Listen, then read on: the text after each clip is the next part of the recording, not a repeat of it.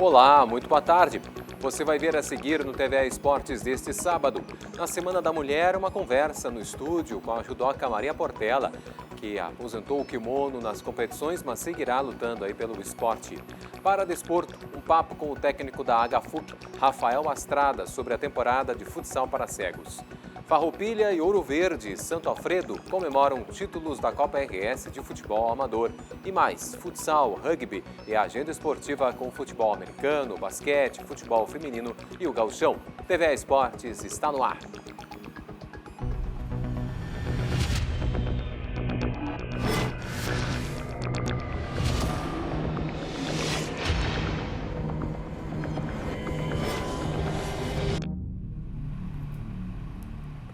Muito bem, a gente abre o programa de hoje com Paradesporto. No próximo final de semana, 4 equipes disputam a primeira Copa Internacional Pedro Beber de futebol para cegos, competição em Canoas, que homenageia e carrega o nome do ex-presidente da HFUC, uma das equipes mais vitoriosas da modalidade no Brasil. Participam no torneio a Associação Clube Desportivo de Futsal para Cegos del Peru, a Associação Desportiva de Futsal do Distrito Federal e a ACERGS de Porto Alegre e, é claro, a Associação Gaúcha de Futsal para Cegos, a HFUC. E esta semana, o seu treinador, o Rafael Astrada, trouxe mais detalhes sobre a competição, a homenagem à temporada 2023 da modalidade e a seleção brasileira. Confere aí. O barulhinho, né? O barulhinho vai começar. Vai começar. A gente já está treinamento já faz mais de 50 dias aí treinando. Em maio, nós temos o Regional Sul-Sudeste, nós somos os atuais campeões, nós vamos com a equipe completa, né? Então eles vão participar.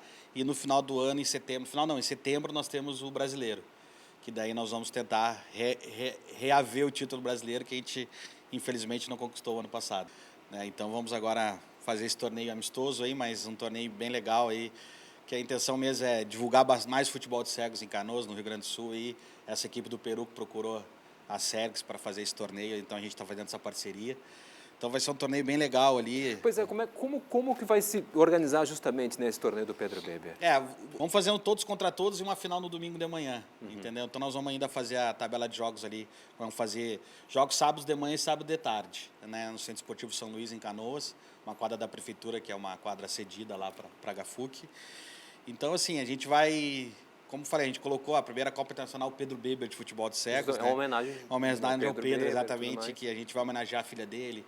A gente, o ano passado, a gente foi terceiro lugar no Brasileiro e a gente, no final, ganhou um troféu de disciplina. Primeira vez que tem esse troféu e, casualmente, o troféu levou o nome do Pedro. Então, nós vamos entregar esse troféu para a filha dele, uma camiseta que a gente fez com o nome dele, entregar para a filha dele e para o pessoal de Canoas ali conhecer mais futebol de cego também. Sem dúvida. Bom, tu falaste, né, esse período de treinamentos, né, é um período de treinamentos, mas justamente como tu tá com 3 atletas aí que estão o Ricardinho, Nonato e Lacerda, né, o goleiro Luan, o Lacerda, Ricardinho e Nonato, que estão em São Paulo treinando com a seleção brasileira.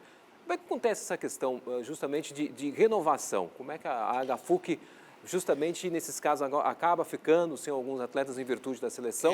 É uma notícia boa, é uma questão boa, mas como é que fica essa questão de treinamento e até mesmo renovação dos atletas? A gente consegue treinar ainda com 7, 8 atletas, mesmo eles estando na seleção, 7, 8 atletas cegos totais, a gente consegue fazer um treino legal aqui.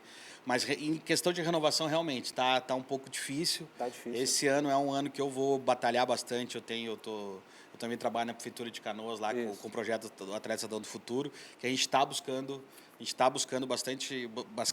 esses atletas cegos, até outras deficiências também. Canoas vai ser um centro de referência do Comitê Paralímpico, então a gente precisa encontrar a base paralímpica no Rio Grande do Sul agora com mais força.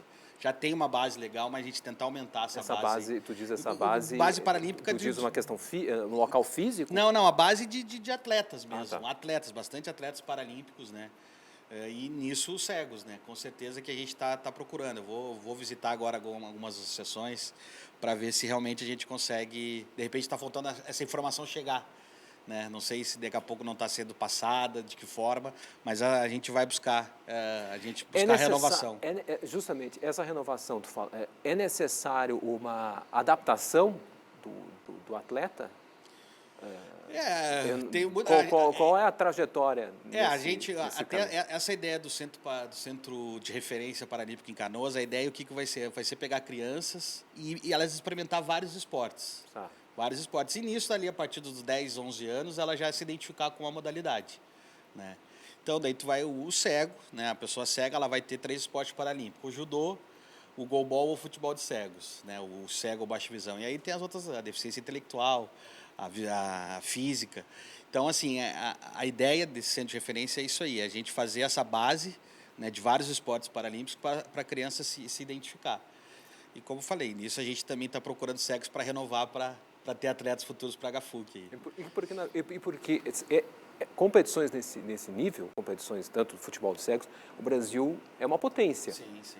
E é necessário, e outros países também estão enxergando também, né? E é necessária essa transformação, justamente essa renovação, para que a gente não acabe não perdendo essas posições, né? E tudo mais, né? Com certeza. A gente está, aqui o Sul está perdendo um pouco de renovação para São Paulo, para o Nordeste.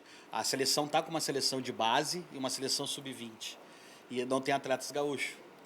Agora pode acontecer a convocação do atleta de 18 anos que apareceu na HFUC, agora, no início do ano, um atleta com potencial, que conheceu o futebol através das Paralimpíadas agora, então só que já está com 18 anos. Então, a gente está trabalhando ele, vamos dar uma trabalhada com ele para ele, mas ele já foi enviado um vídeo para a seleção para ele começar também um trabalho na seleção de base já. Existe um limite de idade também para os atletas? Não tem limite. Não tem. Nós tivemos um atleta que jogou com 3 anos da HFUC, que foi o Damião, que foi 4 vezes campeão paralímpico. A última Paralimpíada estava com 42 anos. E foi campeão brasileiro ano passado. Olha aí. Entendeu? Então, assim, a idade realmente não. O Pedro mesmo, que faleceu, com 60 anos, ele treinava. Exato. Pois é, falando só para finalizar aqui, sobre essa competição em homenagem ao Pedro Beber, que acontece agora, como o público geral vai poder conferir, até um serviço assim para o pessoal poder acompanhar? O evento vai ser de 18 e 19 de março agora, no Centro Esportivo São Luís, em Canoas. O horário de manhã, provavelmente 9 horas da manhã vai começar a competição, no sábado, dia 18. Centro Esportivo São Luís, em Canoas. É, entrada gratuita, entrada gratuita, exatamente. Lá vão ter todas as informações, um jogo de futebol de cegos, precisa de silêncio da torcida, né? Exato, mas igual nós vamos ter bastante informações lá. Todos os jogos acontecem nesses 2 dias. Exatamente. Com os 3 times jogando contra si, e a final seria no domingo de manhã, exatamente. No domingo na parte da manhã. Isso. Maravilha. Rafael Astrada, que é o técnico da HFUC, a Associação Gaúcha de Futsal para Cegos, falando um pouquinho justamente sobre essa temporada 2023. Muito obrigado. A gente segue aqui em quadra para falar de futebol de salão. O Atlântico de Erechim e Joinville decidiram sábado passado a segunda edição da Supercopa Gramado de Futsal. A taça ficou com a equipe catarinense. Com um ótimo público no ginásio Perinão, o título da competição ficou com o Joinville. O primeiro tempo do time catarinense foi demolidor, abrindo uma vantagem de 3 gols antes do intervalo, todos marcados por Éder Lima, ex-jogador da ACBF de Carlos Barbosa. O Atlântico veio com força para a etapa final, reduziu a contagem para 3-2, gols de Rick e Chape. Mas um erro quando atuava com o goleiro Linha foi aproveitado por Xuxa para fechar o placar. A Supercopa Gramado foi a primeira grande competição de futsal do ano. Os principais times do país agora viram as baterias para a abertura da Liga Nacional da modalidade, marcada para o dia 24 de março. 3 times aqui do estado vão participar do campeonato: Atlântico, ACBF e a Soeva de Venâncio Aires. Das quadras para os gramados, o assunto agora é futebol amador. Esta semana foram disputadas as finais da Copa RS da modalidade. Quem levantou a taça foram os times do Farroupilha na categoria livre e do Ouro Verde Santo Alfredo na veterano. As 2 decisões foram disputadas no centenário Estádio Boca do Lobo do Esporte Clube Pelotas. No duelo da principal categoria, a livre, o Farroupilha goleou o Boca Juniors do Alegrete por 4-0. 4-1 para o Ouro Verde Santo Alfredo de Porto Alegre, no confronto com o Caponense de Capão da Canoa. A primeira edição da Copa RS de futebol amador começou em outubro do ano passado. Ao longo de 5 meses, participaram da competição 147 times de todas as regiões do Rio Grande do Sul. E em campo estiveram cerca de 5.000 jogadores nas mais de 200 partidas disputadas. Futebol Série A. 6 jogos pela 11ª rodada do Campeonato Gaúcho fecham a primeira fase da competição a partir das 4h30 da tarde deste sábado. Garantido na liderança com 28 9 pontos à frente do atual vice-líder, o Grêmio leva para as semifinais as vantagens do mando de campo e de um duelo com o quarto colocado. Detalhes agora no primeiro tempo da Agenda Esportiva.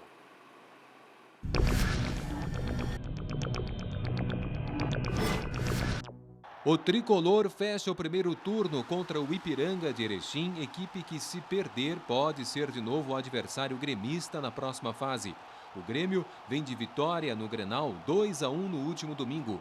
Gols de Vina aos 49 do primeiro tempo, Alan Patrick aos 32 do segundo e Carbarro também aos 49 no final do jogo. O Internacional precisa vencer em casa o Lanterna Esportivo para confirmar o segundo lugar na tabela.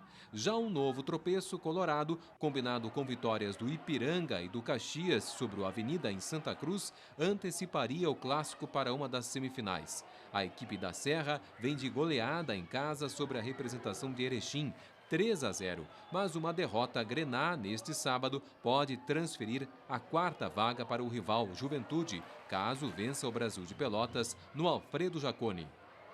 Agora, Campeonato Brasileiro, mas de futebol feminino. Já em campo pela terceira rodada da competição Série A, as gurias coloradas tentam uma recuperação diante do Real Brasília, na morada dos Quero-Queros, em Alvorada. O Inter perdeu para a Ferroviária por 2-1 sábado passado em São Paulo e caiu para a 9ª colocação com 3 pontos. Sétimo, com 4, o Grêmio volta a campo na próxima segunda-feira, 8 da noite, para encarar o líder Corinthians na capital paulista. As meninas tricolores vêm de vitória sobre o Atlético Mineiro, 2-1, segunda passada, no CT Hélio Dourado, em Eldorado do Sul.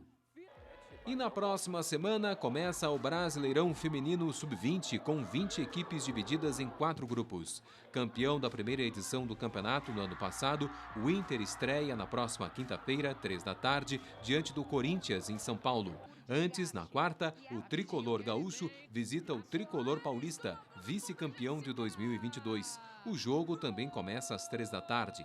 Às 5, tem Juventude e Ferroviário, em Araraquara, São Paulo. As 3 equipes gaúchas estão no Grupo A, ao lado do Atlético Mineiro, e enfrentam adversários do Grupo B. Os 2 primeiros colocados de cada chave se classificam para a próxima fase. Agora o TVE Esportes vai para um rápido intervalo, a gente volta em seguidinha.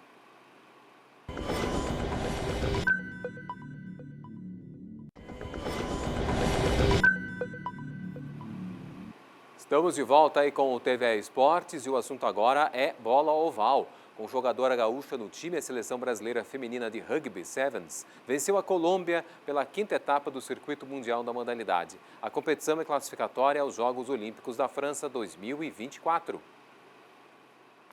Única representante do Rio Grande do Sul no time Brasil, Luísa Campos, do Charrua de Porto Alegre, foi destaque na vitória sobre as colombianas por 26-12. Foi o único triunfo das Iaras na etapa de Vancouver, aberta na sexta-feira, com derrota brasileira para os Estados Unidos. Antes, no sábado, a seleção feminina perdeu para a Irlanda e a Espanha, terminando em 11º lugar. A próxima etapa do circuito mundial de rugby sevens será em Hong Kong, de 31 de março a 2 de abril, e a última em Toulouse, na França, entre os dias 12 e 14 de maio.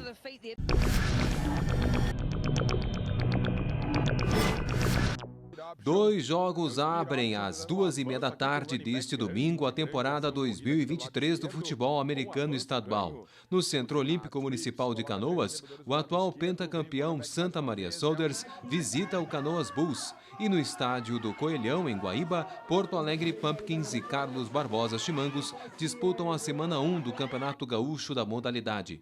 Na semana 2, dia 26 deste mês, os soldados recebem o Gravataí Spartans e os abóboras da capital pegam os coroados em Erechim. A promoção é da Federação Gaúcha de Futebol Americano. Novo Basquete Brasil. O Caxias do Sul volta às quadras logo mais 5 da tarde, depois de 3 derrotas consecutivas. A última, segunda-feira passada, diante do Paulistano. O adversário deste sábado também é de São Paulo, o Rio Claro, que na próxima segunda visita o União Corinthians às 7h30 da noite. A equipe de Santa Cruz do Sul também vem de derrota fora de casa para o Paulistano na última quinta. Agora, ciclismo. O circuito Costa Doce de Mountain Bike promove neste domingo a primeira edição da Ultramaratona 100 km de Mariana Pimentel. A prova, em homenagem aos 31 anos do município, a 76 km de Porto Alegre, reunirá 3 categorias em percursos por estradas de asfalto e terra, trilhas e uma passagem de rio. Com largada às 8h30 da manhã, atletas da categoria Pro serão os únicos a percorrer os 100 quilômetros. Já as categorias Esporte Masculino e Feminino, e-bike e gravel largam a partir das 15 para as 9 da manhã e devem pedalar 50 quilômetros. Já as mulheres e homens da categoria Light disputam o primeiro lugar em uma prova de 30 quilômetros de distância. A premiação está marcada para as 2 da tarde. Motociclismo. Mais de 250 pilotos e máquinas de diversas categorias disputam neste final de semana em Cacequi a primeira etapa do Campeonato Gaúcho de Velocross. O município da região central-oeste do estado volta a sediar uma etapa da competição depois de 9 anos, quando recebeu prova do brasileiro da modalidade. Reunidas na pista local desde as 8h30 da manhã de hoje, as equipes aquecem os motores neste sábado para treinos livres e cronometrados até às 5h30 da tarde. A largada para a primeira das 16 baterias é domingo, 8 da manhã. A abertura oficial está marcada para 1h20 da tarde. A próxima das 7 etapas do Gaúcho de Velocross acontece em Arroio do Meio. E na abertura da Semana da Mulher, o TVA Esportes conversou com uma das atletas que colocaram o Brasil entre as potências do judô feminino nos últimos anos. A gaúcha de São Jerônimo, Maria Portela, que este mês anunciou sua aposentadoria dos tatames. Veja como foi. Bom dia, Maria. Bom dia, Marcelo. Tudo bem? Tudo bem? Muito obrigado por nos atender aqui no TVE. E eu queria que tu começasse falando como é que tu está se sentindo agora? Da aposentadoria, vamos dizer assim, das competições, né? Vamos dizer essas exatamente. competições. Tão nova, né? Já aposentada. Eu sou uma sortuda, na verdade, que eu posso ter 2 carreiras, né? A primeira se encerra. Depois de Tóquio, eu tive muitos altos e baixos, muitas situações. E chegou um momento em que eu decidi que realmente a minha contribuição como atleta de alto rendimento foi suficiente até aqui. Sim. Aconteceu alguma motivação, por exemplo, alguma lesão, algo que te levou a essa decisão? Que pegou muita gente de surpresa. Sim, Entende? porque É no isso meio que do ciclo, né? Eu entendo, muito bem ranqueada, mas Exato. onde é que está escrito que eu tenho que estar mal para me aposentar? Ou seja, eu acredito que isso tenha que vir muito... É uma questão muito do atleta, sabe? E foram muitos fatores, na verdade. Desde Tóquio, como eu te mencionei, eu tinha momentos em que eu estava muito motivada, tinha momentos em que eu precisava de um tempo maior e esse tempo cada vez mais estava ficando maior, sabe? E os resultados não estavam acontecendo como eu realmente planejava. O meu último campeonato mundial... Isso pegou bastante em relação ao resultado, eu esperava que fosse melhor e tive que fazer uma cirurgia no joelho, minha preparação não foi 100%. Muitas coisas foram acontecendo e talvez hoje eu percebo que eu tenho que cuidar um pouquinho mais da Maria. Foram 15 anos de seleção, abdicando de muitas coisas e talvez nesse momento eu esteja pronta para viver outras experiências e somar no esporte de uma outra maneira. Sim. Essas experiências, o que a gente pode esperar da Maria Portela a partir de agora? O que tu estás planejando, né, nessa aposentadoria? Ou quais são os trabalhos que a judoca Maria Portela vai agora realizar? Então, Marcelo, eu vislumbro uma carreira como treinadora. Acredito que são muitos anos dentro de uma seleção brasileira, vivenciando diversas escolas diferentes, e seria um desperdício todo esse investimento se hoje eu não pudesse passar para as novas gerações também. Além disso, a gente está trabalhando numa mentoria. Eu sou muito fã dessa questão mental, porque foi algo que me motivou muito e todo atleta precisa. A gente tem uma briga mental o tempo inteiro e quem consegue trabalhar melhor essas questões acaba no alto rendimento conseguindo resultados mais frequentes. Então, eu estou trabalhando nisso, mas nesse momento eu não tenho nada que eu possa te dizer, eu já começo fazendo isso ou aquilo. Mas eu estou trabalhando, ainda pegou muita gente de surpresa, então eu estou organizando a minha vida primeiro, para depois eu definir exatamente. Mas essa mentoria é algo que eu já tenho no meu coração e que realmente eu gostaria de passar à frente e ajudar os atletas nesse lado. Pois é, isso que tu falaste da mentoria, né, a questão mental, esse trabalho da disciplina, do trabalho mental que o judô acaba te forçando a realizar em todas as competições, sejam elas de alto, né, as mais difíceis ou não, isso com certeza tu vais agregar para outras áreas, vamos dizer assim, afins, ou outras áreas totalmente diferentes do judô. Isso é algo para outros profissionais também é importante na atualidade, né, as multifacetas dos profissionais. Isso é legal de salientar, né? Que isso pode ser agregar a outros profissionais ou outras partes da sociedade. Se tu for também. pensar toda vez que tu é testado, né? Tu vai fazer uma prova num vestibular, tu vai fazer uma entrevista de um novo emprego, tem todo um nervosismo, tem uma ansiedade, porque tu está sendo testado. Então, quanto melhor tu souber controlar essa ansiedade, esse nervosismo, essa adrenalina, talvez tu possa mostrar realmente todas as tuas habilidades. E no esporte a gente vivencia isso o tempo inteiro, porque dentro de uma competição, um sai vencedor e o outro, né, acaba saindo derrotado daquela situação. Eu acredito que não só dentro do esporte, mas em todas as áreas da nossa vida, a gente o tempo inteiro enfrenta essas tomadas de decisões e muitas vezes é frações de segundos. Pois é, nesses, vamos dizer assim, são 35 anos, Jogos Olímpicos, mais de 15 anos, né, dedicados aí à seleção brasileira, duas medalhas de bronze nos Jogos Pan-Americanos, títulos do Campeonato Pan-Americano, tem a medalha no World Masters, né, uma dezena de pódios. Qual desses aí que a gente pode dizer assim é um grande desafio que tu olhas para trás assim, esse foi um dos maiores desafios e que tu vais trazer assim para talvez até agregar uma nova carreira, uma nova trajetória, e o que tu imaginas assim olhando para trás desses desafios que tu enfrentaste assim? Olha, eu seria até um pouco injusta se eu seria nomeasse, sabe? Porque são muitas competições, cada uma eu tive um aprendizado. Claro que os Jogos Olímpicos são competições totalmente diferentes, né? Acontece a cada 4 anos, o que se vive ali é muito mais emocional do que propriamente a questão técnica. Todo mundo está preparado, entre os melhores do mundo. Tem competições em que eu tenho um carinho especial, porque eu tive uma superação um pouco maior, ou a derrota me ensinou algo muito importante. Por exemplo, os Jogos Olímpicos de Londres foi algo que mexeu muito comigo. Eu tive um branco, um total apagão, e vinculo muito a questão emocional. Assim como a Olimpíada de Tóquio me trouxe um grande aprendizado, onde eu fiz mais de 15 minutos de luta e, mesmo saindo derrotada, eu tive autorresponsabilidade, porque é a gente que está no controle dentro daquela situação ali. E eu fiz o que, naquele momento, eu tomei como decisão que seria o melhor, mas, mesmo assim, não saí como campeã. Então, isso são coisas que acontecem. Eu levo um grande aprendizado em todas as competições que eu tive. Sou muito grata a Deus por tantos anos representar o Brasil à frente dessa categoria. Realmente, 3 Olimpíadas seguidas, são poucos atletas que conseguem se manter tanto tempo. Então, eu sou muito grata e hoje eu me sinto muito tranquila em relação a essa minha decisão, porque as novas gerações vão chegando e eu estou muito feliz por isso. Espero que a categoria tenha representatividade em Paris, agora no próximo ano, né? E que assim continua. São ciclos, né? Tu falaste de novas gerações, rapidamente, nós estamos na Semana da Mulher, no mês da mulher, não só para mulheres, mas principalmente para elas.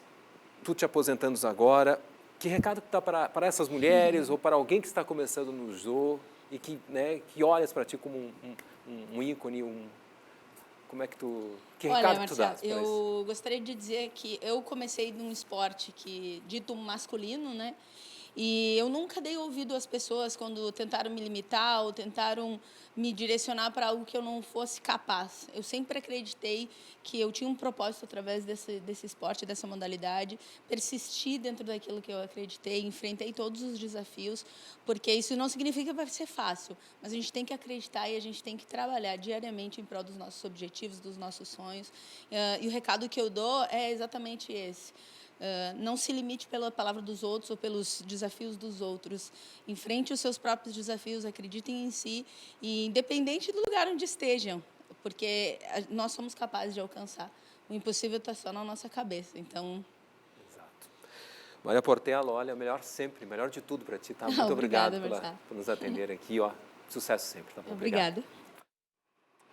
Baita Maria Portela, baita conversa aí com ela. Ela vai com certeza ser campeã também em qualquer área que ela pretender seguir aí, com certeza. Grande Maria Portela. Bom, o TVE Esportes vai ficando por aqui. A gente agradece a companhia de todos. Se volta na segunda-feira ao meio-dia. Um ótimo resto de final de semana. Até lá.